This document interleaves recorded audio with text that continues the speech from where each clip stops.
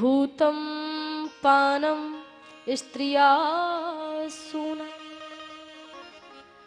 यत्र धर्मश्च चतुर्विधः।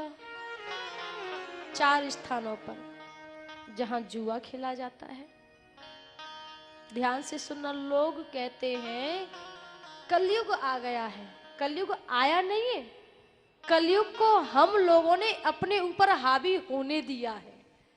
कलयुग चल जरूर रहा है, लेकिन जब तक आपका कुछ नहीं बिगाड़ सकता, जब तक राजा परीक्षित के द्वारा बताए हुए आसन को आप स्वीकार नहीं करोगे अपने जीवन में।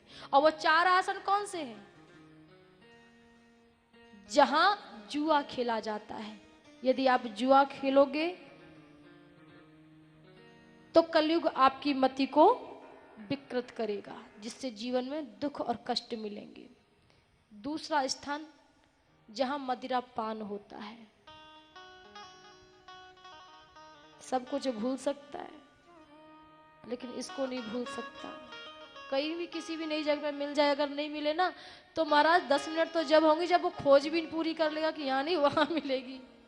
हाँ, तो जहां मदिरा पान होता है, जुआ खिला जाता है, मदिरा पान होता है, जहां वैश्यावृत्ति अपनाई जाती है, वहां कलयुग का वास होता है। और जहां झूठ बोला जाता है। बताओ, सुबह से शाम तक हम तो झूठ ही बोलते रहते हैं, तो कलयुग क्यों ना हावी होगा। कलयुग हाथ जोड़ के कहने लगा, प्रभु अगर मेरे घर में गेस्ट आ गए, अतिथि आ गए, तो मैं उनको कहाँ इन्हीं जगहों पर बिठा लूंगा। हमारे घर में एक विशेष होता है ना कि कोई आने वाला होता है, उसके लिए सोफे पड़े होते हैं, टेबल लगी होती है। तो बोले कोई अतिथि आएगा तो उनके बैठने के लिए भी तो कोई उपयुक्त जगह होनी चाहिए, अच्छी जगह होनी चाहिए। परीक्षित जी महाराज कहने लगे, अगर ऐसी बात है तो जाओ स्वर्ण में बांस दिया।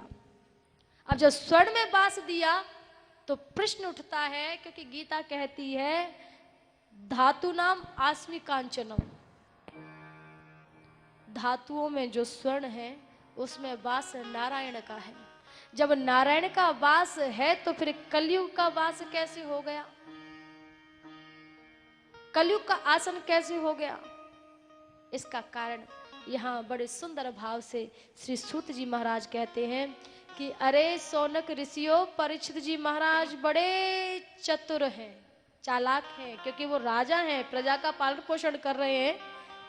तो इतना तो वो समझते हैं, जब स्वर्ण में बास बताया तो उस स्वर्ण में बास बताया जो स्वर्ण चोरी से कमाया हुआ होगा।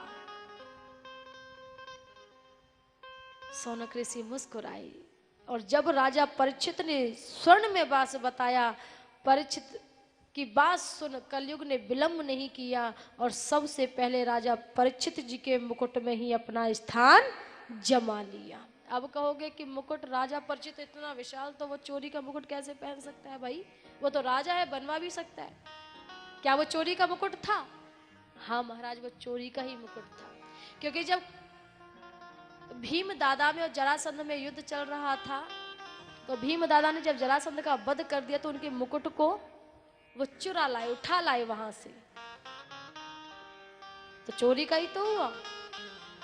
कलिकाल ने उस पर अपना प्रभाव प्रकाशित कर दिया।